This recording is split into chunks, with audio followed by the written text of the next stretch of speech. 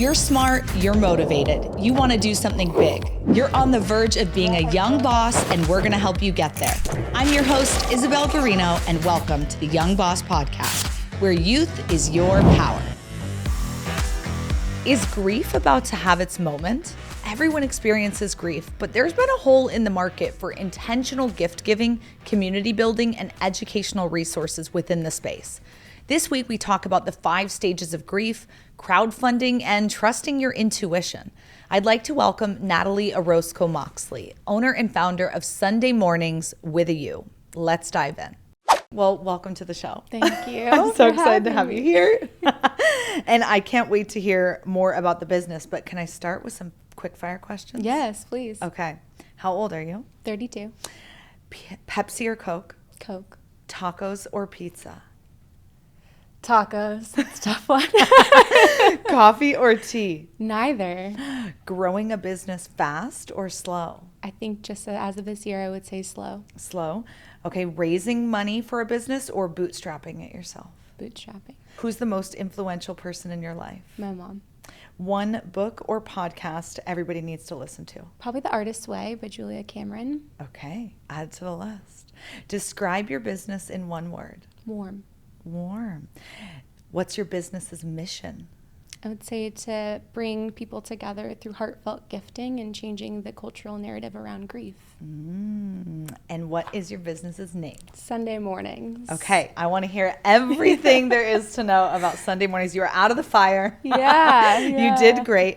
Tell us about it, and how did you come up with this brand? Yeah, so I started really in 2016, Okay. I would say, but really just this last year is when I was able to sort of fully commit to it. Yeah. Inspired by a lot of things, but I'd say really I felt like there's a lot of resources missing with grief. I've always loved gift giving. I feel like it's such a way to allow people to really feel seen. So I sort of went to school for counseling, realized like long term I don't think that's the route for me, but I really love still having people feel connected, and how could I do that and combine all my worlds together. And so with that came Sunday Mornings. That's sort of a play on words, so it's MOURNINGS. And also it was inspired by the Sunday Scaries. So if you think about like 2016 and like Sunday Scaries became a thing, and I think that's a lot of the times when we put the pressure to like feel like we had to have it all together. That's when I was in my most intense grief that I really felt. So just sort of inspired all of it. I definitely wanted it to be like a holistic approach to grief. And here we are. Well, I think the brand reigns so true, because when I was going through the loss of my father, and I know that you've had, a lot of loss too in your life, everyone's sending you flowers, right? That's like the number one thing. It's like flowers and books, right? Everybody. And as I received all those things, now when I have friends who, are losing people, I always think, what did I like? What did I not like? And it becomes this, decision on what do we give them that sends the right message, but isn't too much, isn't asking a lot of them, and something that they can cherish and isn't like a throwaway item. It is meaningful. It's not going to die. Enough things have died in their life. So talk to me about that and how your own process has influenced this brand. Yeah, I mean, you literally nailed it. That's what a lot of it was. So I lost my entire family by the age of 23. Wow. So it was like a revolving door of flowers and people really not knowing how to show up, which I understand that. And I was at a very young age of losing my mom when I was 15. So that's a hard age already, period, let alone without all of that. And I just felt like people, it's not necessarily their fault. They just don't know what to do. We aren't taught what to do. We are taught to sort of get the flowers, show up. And then I found like month 3, that's when people really fall off. And it's like, okay, what are you left with when all the flowers are dying around you, or, the dinners are not being delivered anymore. And so with the holistic approach of the gift boxes, that is my goal and my mission, is to have products that stay with you, that you can come back to through the entire experience. Because in my personal opinion, each grief is very unique and very different, but so much of the beginning is logistics. It's how are things changing? Do you have to sell a house? Do you have to move? All the different things that could come with that. And what is the products that you're going to have, like, you know, when the grief really starts to hit, I would say, of like the reality of the grief. So month 6, year 1, the death anniversaries, that's another huge component that I feel like is really important to my business, is having and teaching people the education of how important grief anniversaries and grief dates are. I think there's something that people just don't realize. You don't know until you know. And so with the boxes, the hope is also that they can sort of put down their information and then be able to send them gifts throughout the whole grief journey, rather than this sort of like passive gift. It's not intentional, but it's very checklisty. It's like, okay, I sent them the gift. I told them, let me know if you need anything. Now I'm lost. Like, I don't know what else to say. So it is true. And even now, even when I've been through it, I do some sort of like, okay, remember them in 3 months, or, you know, remember in 6 months, remember later on. So how does it work? You're signing up and it's sending them boxes, or are you reminding to, hey, do you want to send something more? Yeah, so more so a reminder. I would say sort of starting to build out that calendar, or can check the option, and that's part of the tech and sort of the build out of the business. Is, okay, let me check out the option. Maybe you don't know the date yet and you want to come back, right? But say you do, and you're like, okay, can you just send something automatically month 6, year 1, whatever that may be too. So I love that. I think that is so cool, because it is one of those things where you just don't know, and you don't know what to send. So as the process goes on, the gifts options are changing. Yeah, so I would say when it first, for grief, a lot of the times it's the first few months, it was really just survival. It's just coming back into your body, trying to understand what happened. Then maybe month 6, you're really wanting to start to process some of it. And again, it's very unique and very different for every single person. But what I've really found, and I think even statistically proven, is month 3 is when people really start to stop showing up. And I've found, you know, not to their fault or shame, it's just they don't know what to do. So then they start to feel like, well, it's sort of inconveniencing me now because I don't know what to do, so I'm just not saying anything. So my hope is that they sort of bridge that gap and inspire conversations to continue throughout the journey, really. Because of all of your loss, and I'm sorry for your losses, you know, have you found that people have come to you in your life asking questions about grief or how to respond or things like that? Like, have you been someone people have gone to for advice in the grief process in your life? Yeah, I'm not even kidding. It's every single day. Like, my DMs probably in some way, shape, or form. Like, I was thinking even just this weekend, I had someone that I used to work with, and she messaged me and was like, hey, one of my good friends just lost her mom, but it's her birthday. So what can I send that sort of honors both and doesn't have the one or the other feel forgotten? So it became, even high school, like that, like, grief girl was sort of what my personality became. But I think what also became really important to me was to not have it just be all of me and consume me, because I think grief can be a really dark, lonely place to be, but it also can be a place that you really find community and find connection within it too. So it is really interesting. I shared this with you before the episode aired, that recently I've been feeling like a message of grief needs to be for a season and not a lifetime, because I do think that there is such taboo around it in our culture, and people aren't willing to like actually feel the emotions and be in the moment and go through it. And if you don't go through it, it becomes a lifetime. It becomes, you know, something that it now is your personality and this, that, and the other. And maybe that's wrong of me to say, but it is tough, because I'm not that it's a season once and you never do it again. Totally. It's going to keep coming up. But you have to learn to like manage it and be in it. You have to feel it to get through it, right? Yeah, I think, you know, I sort of do my own little intimate events or gatherings around that. And I think what I really teach is grief equals change, which equals loss. So what does your relationship with change look like? Because grief is literally the only thing that is inevitable. So what are you teaching yourself? What is the relationship you're teaching with yourself? Even the smaller things that maybe aren't, you know, I think people also assume grief is only like loss of a loved one. Grief is moving. Grief is relationships. Grief is friendships that are changing throughout the seasons. It's literally an inevitable thing in life. So it's starting to recognize, like, what is your relationship with change, period, and and then sort of reverting backwards. So yeah, I hear you for sure. I think for a long time, I really made it like my life's mission to feel like my mom's life was worth it. We had been through so much. I grew up in a low income household, a lot of different challenges that we faced. And rather than sort of, I would say even 2 years ago, I started to realize like, no, how am I going to make my life worth it? Because I can't have everything be so focused on her anymore. Yeah. So, and I think this last year, it's been 17 years without her. Wow. Lost her when I was 15. So the scale is sort of tipping that she's been out of my life more than in it. Wow. So it's like, who am I, the woman that can sort of embody her, but still be myself? Yeah. So yeah. That is beautiful. And I think I love that you said that grief is not just always about a death of a person. Sometimes it is about a death of a relationship, a death of a job, a death of whatever. And people don't understand that what they are feeling is grief. They're calling it something else, but no, it is grief because in my experience with my own grief of losing my father, my whole job changed. And I started using that word around it, saying, I'm grieving my old job because my old job was very heavily tied to my life and who I was and whatever. And although I was grateful for the blessings that came out of it in my new role, I still missed who I was in that job. And it was really like sad for me to lose my job. And people are like, you lost your dad. Why are you worried about your job? And I'm like, because that's my everyday. Like, what are you talking about? If you lost your job, you would possibly be grieving it too. Yeah, it's like they're magnets. I think a lot of times it's like something you maybe even haven't grieved previously can show up. And I think that's what can be really confusing or like alarming even for some people is that feeling. And when people want to sort of like project their own feelings onto you, I think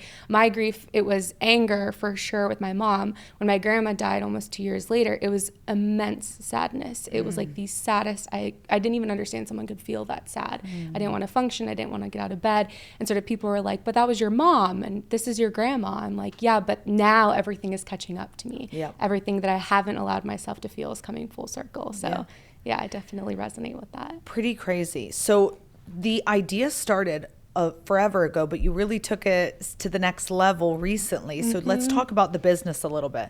You know, you've started and stopped it a few times. So tell me about that process and why now? Yeah, I think for a long time I wouldn't even say the confidence. I just didn't believe I was smart enough. It comes down to I have been on my own pretty much majority of my life. My parents, I didn't have that person to sort of bounce off to, or I always say I was raised by like Google, right? Like I was Googling my way through it. And I think there were pockets of where also I got wrapped up in the positions that I worked because a lot of my worthiness got attached to working my way up and what that salary looked like, what that felt like, and just getting caught up in that like save the day energy that I'm really good at. Yeah. And then it always would come back to, but there's still that missing piece to me. There's still that passion that I know I have to try this or I'm always going to wonder, and I'm just tired of wondering. Yeah.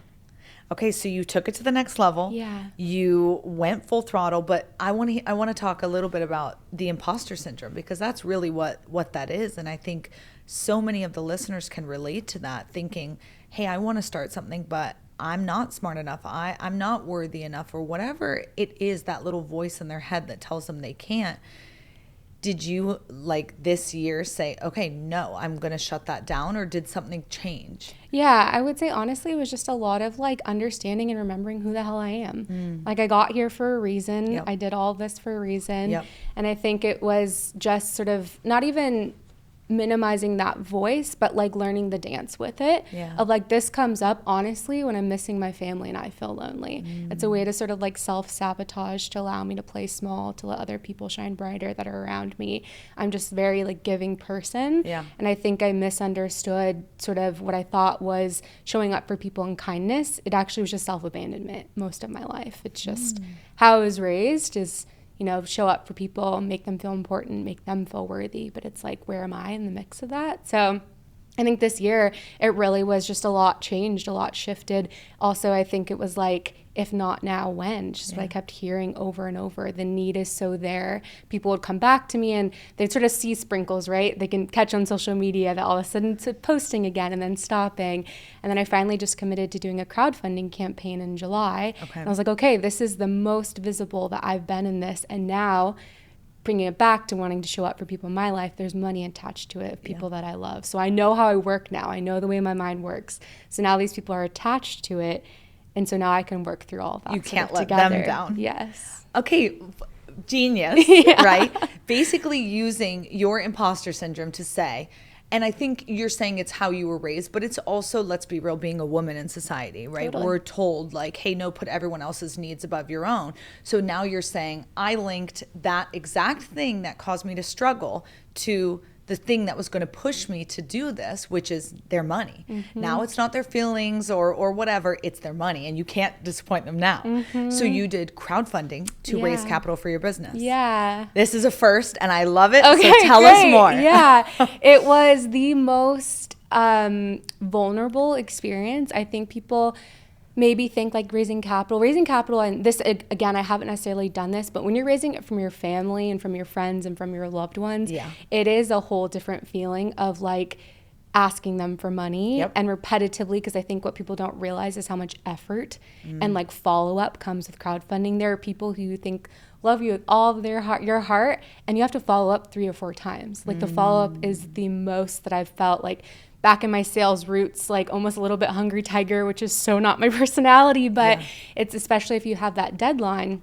Luckily, I did it on a platform where you didn't have to make the goal to make the money. Okay. I did go back and forth with that, just knowing how I operate as well too. But yeah, I decided to raise money, and I didn't raise enough. So still learning, right? Okay. It's like e-commerce is a beast. There's so many costs associated with it, but ran it for a little over a month, did the whole thing, did a video, tried to get as much as visibility as possible. Yeah. Was able to raise over $8,000 in a little less than a month. Yeah. And what was the goal? yeah, the goal was, I would say 8,000, or it was a little over 8,000, so Okay. 8,500. Okay. When honestly, I probably should have raised like 15. Okay, so double the amount. Yeah. Well, we talk about that all the time, undercapitalization, that people just don't realize how much things are going to cost. And then also, you can't be doing absolutely everything for free. You need to survive in the process. Totally. So baking like everything into it. So you raised this money, and it was really startup funds, or what was it for? Yeah, what I was sort of naive about was the cost of production of shipping things. So I designed a custom box. That's one of the key, most important elements. I want it to feel like a hug as soon as it arrives to your door and you open it. Yeah. I'm very someone who believes in, I think, just my past work experience and who I am. Like the whole experience is what's really important. Okay. And I didn't realize, the margins of packaging, honestly, and sort of learning that. Getting quoting for a lot of the tech of the company, of the death anniversary build out on the different sales pages, and then product. Yeah. Like, I think, I've seen a lot of my friends or people around me that they're doing service-based business, which is amazing. So now I'm sort of trying to sprinkle in that by doing workshops and things that I can just offer as me to help continue to raise the funds that I need too. But yeah. But it costs a lot. Yeah. Did you have any guidance, mentorship, anything along the way helping you? No. Literally just trying to figure it out. Google raised you, girl. Google raised me, yeah. I did. I will say I had one of my very best friends did crowdfunding for she wanted to do a physical space. Yeah. So very different sort of approaches there too. But really, it was just like trusting my instinct, trusting what I know to be true and what my audience connects with. And I think that's honesty and vulnerability. Yeah. And so filming a video that was about my story versus, here are all the things, the glitz and the glam, the fast paced. I think a lot of what we see on social media right now is very slow. I was sitting in a living room talking about my life and why it's important to me.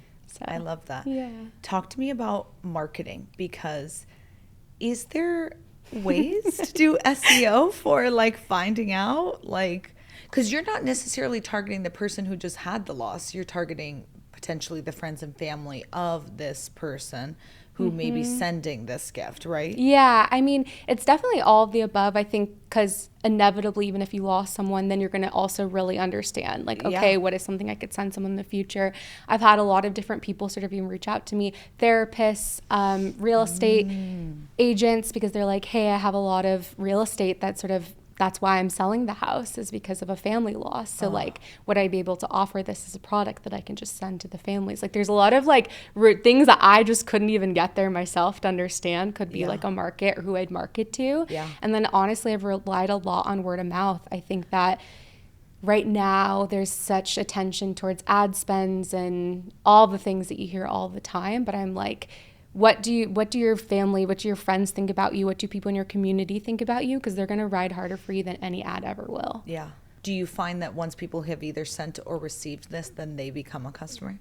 Yeah, I would say so. Right now, haven't actually sent any, which is crazy, and people are ready. Yeah. And so I think even just they're waiting, and Yeah. that's the thing, is sort of building that wait list. Because what I've sort of learned along the way and research is you can't sell to no one. So like build the community, build the community, build the community. Yeah. And then you have this epic launch that people are waiting and ready and to purchase. And so I'm actually doing my very first market in just a few weeks. So that will be the first time that people can buy them in person. So exciting. And just interacting. I really wanted to do in person first before Yeah. launching online, because I really wanted to just hear what people had to say and where the disconnect maybe was still happening, or what products they're gravitating towards naturally. I just really wanted to be a research opportunity. I love that. We had a gal on a couple weeks ago who sells pajamas. I saw that. Yeah. And she was saying the same thing. She was like, in person, you can hear the feedback from them. So it's so much better than when you're selling online and they just return it or say, oh, didn't love it or whatever. They're not telling you what was the specific thing. So I think that's really cool. Hey everyone, I want to share something that has truly changed my charging game. It's the 360 electrical. When I got this cord, oh my goodness, you guys, I'm always in need of a quick charge, whether I'm on the go in the car or at the airport. I want to be able to plug it in and 15 minutes later be on full battery, and that's exactly what this has done for me. It delivers 240 watts of ultra fast charging, so you're back to full battery in no time. It is perfect for those last minute travel emergencies. It's got a super long cord and it doesn't fray. It keeps everything nice and tidy, super easy to travel with, take with you on the road. So if you want to grab yours today, head to 360electrical.com and use promo code YoungBoss for 20% off your order. Now, back to the show. Okay, let's talk a little bit just about like the misinformation around grief in general, because you are doing some events now and different components like that. What do you think the information out there is missing that you're now able to kind of educate people on? Yeah, I mean, I think the first like Google search you do are the 5 stages of grief. That's what always comes up. And I think what a lot of people don't understand is that actually was not originally intended for anyone that was grieving. It was intended for the person that's dying. So it's now been sort of changed and sort of adapted because so many people started using it as their stages of grief that they're supposed to go to. I think people really want that like checklist item. They want to rush through the pain, right? No one wants to feel uncomfortable. No one wants to sit within pain. So like, give me this checklist, this 5 stages that I can go through. Great, now I've hit anger. Next, like what can I do? And a lot of people don't realize is that, again, yes, it's been adapted since then, but originally wasn't intended for the person that is grieving. It was intended for death. So you succumbing to this like is my fate. I am dying. So basically an older person or maybe someone who's sick or something like that going through it. Wow, I never knew that. Yeah. So it's like we're automatically sort of set on the wrong foot, right? Because that's like the number one thing you see when all, I think, searches around grief is that. Yeah. And so, yes, again, it's like, okay, what are we doing to tell people like there isn't a checklist? There aren't things that you can just rush through or get through. It's like grief, you have to sit in it. You have to, it's so uncomfortable. Like, trust me, first I can raise my hand and tell you like it is not easy, but it's the only way to understand. And I always say it's like with grief, there is love. And that's why you don't want to rush through those feelings. You want to sort of sit within them, but you have to sit within them. Why is education such a big part of your mission around this? There's just not enough. Yeah. I think I was literally just talking to a friend this morning as I feel like, you know, depression sort of got its spotlight, right? It's like all this and all this media and everyone's like, I think I'm depressed. I think I'm anxious. I think I'm all these things. And now you're starting to see grief slowly start to have its turn. I think even of like the Barbie movie, like mainstream media as much as you can get. And she's like, does everyone ever think about dying or whatever the quote, right? I'm going to misquote it. And then you saw all these memes sort of going around. It's like I slowly see, even on major podcasts, like grief is starting to be a topic that people are talking about. So I think we're getting there, but I think, again, it's like we're just tapping the surface. How strange that emotions are trendy, but it is true. Like anxiety had its moment. Depression has its moment. Maybe now grief will have its moment. It's like that movie, the children's movie, Inside Out. It's like we're teaching, adults that they can have more feeling than just happy, mad, sad. Like there's these other things that we experience as humans. Crazy. So, yeah. Okay, let's talk about tech. How has tech been impactful in your business? Huge. I mean, I'm actually someone who I don't get intimidated by tech. Okay. I think it's just now learning like what's going to be the best platform items to use with all the different plugins and whatnot in a way that still feels very authentic and not like salesy. Even like the abandoned cart emails, right? Like, is that crossing the line with someone who's experiencing this? They're a delicate demographic. Yeah. And I mean that with the utmost respect of not even delicate. It's like, think about if you have experienced grief, like you're just wanting anything for it to stop. You're just wanting anything for your loved one to feel better, quote unquote, after experiencing that. So I think it's also really trying to stay authentic to me and like who the brand is in the process. But also, let's be real, it's a for-profit business. So I have to have people buying the things and coming back. So I would say tech, the main thing to build out is the anniversaries, sort of keeping that log, how to sort of have them systemized and broken up even to how they're even finding me, how they've gone to events. Okay, now what's the funnel that they sort of go into after coming into a live event? Are they clicking on the freebies I have? Like, okay, now what's the next touch point that feels best for them in the process? Also, while not having the boxes yet, like we're, in the coming months, thank goodness, because I feel like it's like all I ever think about, but. So exciting though. You're like literally in the midst of all of it. And I feel like if we were to have you back on the show in like a year, you'll be like, oh my gosh, totally. Wins, fails, losses, everything, have it all down. But what has been one of the biggest, fails or challenges so far in your business? I think it's like not trusting my voice. I think I, for a minute, thought I had to be, in the grief world, I guess I should say, or even in the grief little side of Instagram. It's very clickbaity. I think it's very like quote heavy. It's very like doom and gloom, and that's just not my approach to grief. And so I thought, okay, I need to grow this account, right? Everyone's so focused on followers and this, if you want all the different things. I come from a marketing background, so I do understand that. But it was like, okay, but that's not me. And if this is their first touch point that they're having, they're going to be let down when this just isn't what it feels like later on in the experience. So it's been a process. That is really interesting. And how do you find that social is a place that people are going? Yeah, definitely. I think even myself, it's like I am totally on TikTok trying to find like the next best whatever it is, it's anything, almost, And I think it's also a place where like you don't have to feel so, I don't even want to say ashamed, but like no one's watching you per se. So you can ask the questions that you're really feeling. One of the most common questions I get is like, is this going to hurt this bad forever? Because you feel that way. And it's like you're wanting to type that in, like, when does it stop? Like, when will it stop feeling this heavy? Like when I wake up every day. And so, I was just learning of like, okay, I'm also, people see me and I'm modeling what is possible. I'm not saying it doesn't hurt. Just this morning I was crying. Like there's waves that it comes in and it comes in so heavy, but it's like, okay, how do you integrate them? How do you coexist with the love and the loss in your life? Because that's what's going to happen. Time doesn't heal all wounds. You just learn how to hold it better. So very true. What is there like a particular philosophy that you use or try to instill in people who are coming to you in these really vulnerable moments? I think a lot of people think I'm like just like this magic, like I just have like the secret sauce. Like you're just gonna like know because I've lived a life and built a life for myself, and I would say I'm a pretty optimistic person. But I've done the work. Like I've sat in the therapy rooms. I have done all the different, rituals. I've done somatic work. I've done EMDR. Like I've done the really, really dark, terrible times to be able to sit with the discomfort and allowing people to just meet them where they're at, right? I think so often people want to offer advice, and that's one of my biggest things that I encourage people is asking people, do they want to feel heard? Do they want to have advice, or like what are they actually looking for when even chatting with them? I love that. Because a lot of the times the advice is like actually not what we're wanting to hear. We're just wanting someone to hear us. Especially in those moments, It is really interesting.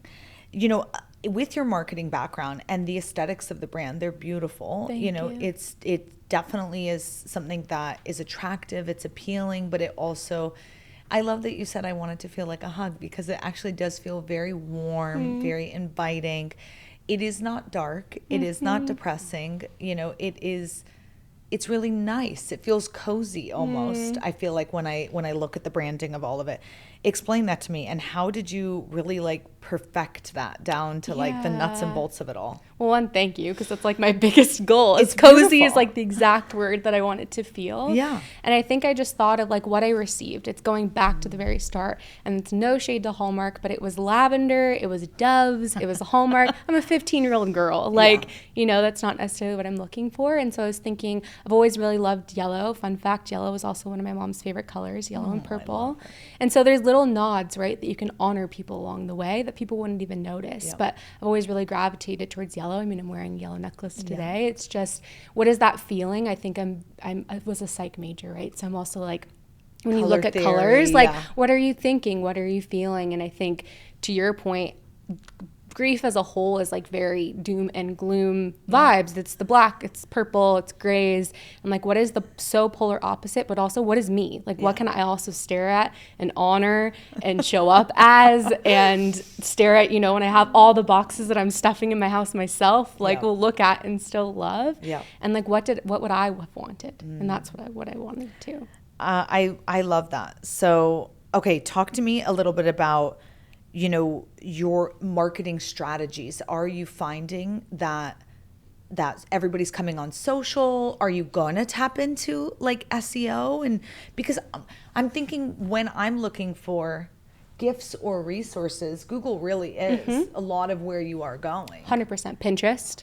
Right? Yeah. So are you just going to double down on that and try to become that you are what's popping up, or it really is word of mouth? I think it definitely is some of both. I mean, I would be lying to say that I have a big enough network to just like sell all the things, but I think word travels fast, especially with those that are hurting. You always want to find like, what is the thing that helped, you know, whatever it is, my hurt knee, whatever. It's you're wanting again to fix that pain. And so with the events that I do, I'm very like humbled, surprised, and inspired that I'm coming up doing an event that's yoga for animal grief. It sold out in 48 hours. I don't have a huge following. I posted it once and it sold out. It's like the need is there. So it's offer the people what they need, be of service, like period. And I think the rest sort of will find itself. But yes, of course, with Pinterest, Google, we're all using it in ways to find that, because again, we're busy people, and that's so understandable too. So, okay, talk to me about the live events and how do you determine what events to do? Yeah, it's been literally, which I know is maybe so hard for some people to understand, all intuitive. Really? It's just been like, this feels good. Like, I think this is what I'm going to offer. I did one on my mom's death anniversary. I was like, okay, let me think about this. I want to do something around death anniversaries that's educational, that still feels like me, and a way to sort of honor her in the process, because you tapping back into what you need, right? I'm still a human being that's like, okay, I would love to be with people that understand on this day. Great. Okay, now I'm thinking of animal grief. That comes up so heavy for me. I had to put my dog down about 2 years ago. And then, you know, I was like, okay, I really love yoga. I love stretching.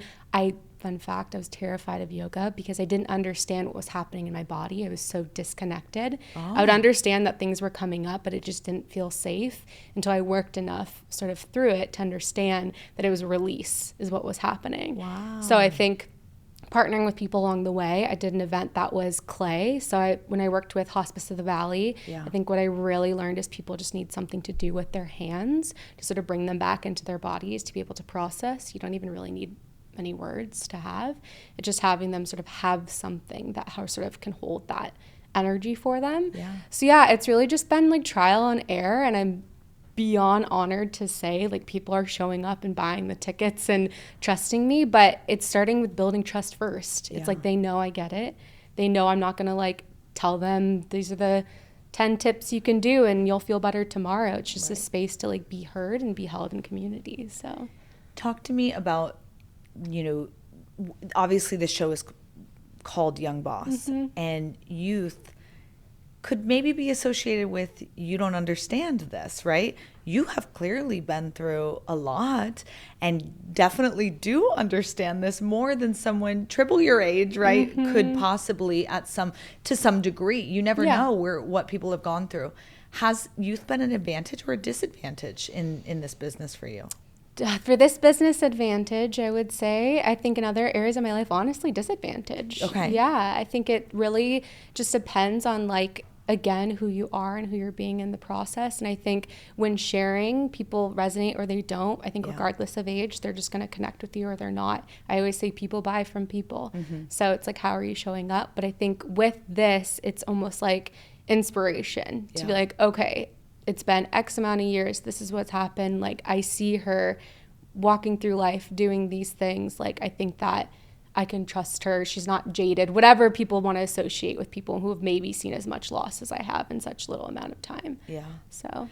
Okay. I think it's interesting because you do think like some people may be like, oh, she doesn't know. But when you share your story, they're obviously going to understand that you do. And I think it really comes down in your industry to the story of it all. And people, I will say it's one of the things I really struggled with growing up. I think I would be in grief groups and I would be both ends where it'd be, you're so young, you have the rest of your life ahead of you. That's totally minimizing how things are feeling. And then, so it was really hard to find my way when I was younger. I think, again, that's why I'm so passionate about doing this now, is also being an example for people that understood, like, yes, I'm still experiencing grief in my 30s, experienced it when I was 15. Like, literally, when you talk about job loss, I had a job that I was at for 5 years, heavily grieved it when I left. Didn't realize that that's what was happening, but so much of my worthiness was attached to it. And so again, I think regardless of age, like, feelings they're timeless, they're ageless. Like, yes, there's going to be different things and different seasons for different people. It's unique just as people are. That's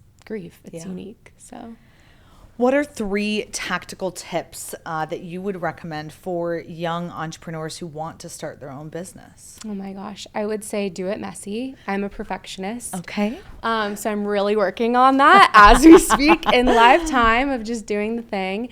I think another is like really honor who you tell in the process. I think there's a lot of people that have a lot of opinions. And I think especially when being quote unquote younger, it's easier sometimes to get influenced, especially by people in your life that are really important to you.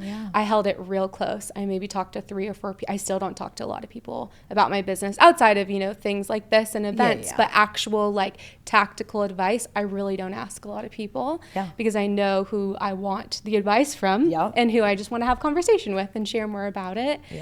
Gosh, and the third I would say is just like, don't lose who you are in the process. I think it's really, really easy to be told, again, advice of you should do this, you should do that. I can't even tell you how many times people have told me to make a course about grief. It's like, that is not who I am. Did I almost do it? Yes. Like, I will not lie to everyone. But it was in a place of scarcity that I was going to do it, not in a place of honesty. Oh, I love that because it is so true. And people say all the time, oh, ask for all this advice. From who? From who? From the person that knows and understands what your goals are, who you are, where you actually want to be, not just from anyone, because not everyone's going to give you that best advice. What about failures, mistakes, like anything that you're just like, oh, I really learned on this one? Waiting too long.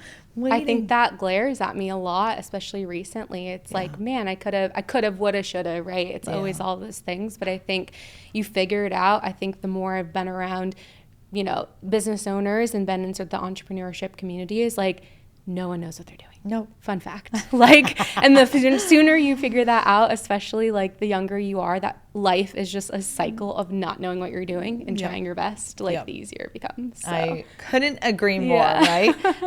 It's like we speak to people all the time, every day, who are twice my age, and I'm like, oh, you don't know that? Okay, if you don't know that, I'm doing great because I don't know this, so there's always pros and cons, but there's always something left to be learned. Obviously, you are on the brink of launching this brand new product, but where do you see yourself and the brand in 5 years? Oh my gosh. I think that's what is honestly sometimes really challenging about this brand, is it could go so many different directions. And I think I'm one person, right? And the need is so there. So it could even be bringing on more people that I actually trust to do events in different cities. I've already had people asking, oh, you need to come to LA, you need to do this. And I'm like, I'm one person, I can only do so much. So sort of collaborating with people that I feel understand and are of like minds. Definitely a product line is something that I'm actively working on as we speak, because I think, again, there's just not enough that exists out there. And I'll leave it at that because more to come. But I just think it's what's so exciting and Yeah. also what is so, I have to really ground myself in Yeah. is there's so much that can be done, but like Yes. what feels true and good in the process. So I hope just having a really successful business that people feel is a resource, like period, that Yeah. would be the biggest goal. I love it. I think there is so much potential in the brand, in your business, in the products. Truly, the sky is the limit because it really feels like this is an untapped market that It's not going away anytime it's not soon. going away. And I, now that we're talking about this, it's coming to mind in the assisted living space. Obviously, we deal with a lot of death, and there's a new trend of, I'm going to say it's a new trend because I've only heard of it in the last 5 years. I'm meeting with a lot of people who are death doulas, and that is something I've never heard of until 5 years ago, and now there's a ton of them all over, and it is becoming more like trendy for us to even have conversation about losing people and death and grief and all of this. So I think that you are definitely onto something. Thank you. Time is of the essence, Yeah. and corner the market, girl. Yeah, I'm on it. I'm getting out there. But no, thank you. And I agree with you. I think it's like, again, it's inevitable. And I think especially the younger generation is like so inspiring to me because Yeah. they're not here to mess about. They're here to talk about what's actually happening. I mean, I just think about that. And I think like, I think grief is about to have its moment and I'm ready. Like I've been here waiting. So. Okay, let's go. Yeah. What does being a young boss mean to you? Oh my gosh, it means that I did it. It means that all of it was worth it, and that in the end it was, I wish I could see that now, and that previously I wish I could see that now to understand it. But I think, again, like I said, the younger generation, like they have a lot to say. So Okay. better give us a mic. We want to hear it. Can you give us a little like sneak peek preview of what is in the boxes? Yeah, I think that's part of the reason why. It's one of the questions everyone wants to know, right? It's like, what are this magical thing that I can go out and buy? I think a lot of it is just remembrance items. So again, it really depends on the person. Okay. So my goal is that you can almost even take like a quick little quiz about that person to be like, are they someone who really honors humor and likes humor? Are they someone who, XYZ of all the different things, but it's everything from journals that actually sit in our guided processes for grief. It's necklaces that honor death anniversaries, birthdays. It's body oils. I think a huge thing that people don't talk about that is so prevalent is miscarriage, infertility, a lot of those different things. So it's how to even come back to trusting your body. It's body oils, it's body love items, it's everything you could think of. And it is hard because there are so many things and so many examples of grief out there. It's honoring your pet, it's wind chimes that you can hang it up in your house when you used to hang out with them. So there's so many different avenues, I think, but it also, again, it's like I don't know your person, I do know grief, so it's finding the things that match with them as well too. So I love it. I'm really excited, and I hope I don't have to buy a lot of boxes for people, but I know. But I also want to buy a lot of boxes because I'm excited and I want to see all of the things that you have to come. So thank you so much for coming on the show. Thank you. If people want to follow your journey, go to an event, buy a box, where do they find you? Yeah, so at Sunday Mornings on Instagram, and all of it's directly linked in the bio there per usual. Okay. And I post all the live events there as well too. So Amazing. Yeah. Thank you so much for coming. thank you for having me. And thanks for listening to another episode of Young Boss with Isabel Garino. Be sure to like, share, and follow on Instagram and TikTok. And let us know, have you ever considered crowdfunding your business? Remember, youth is your power.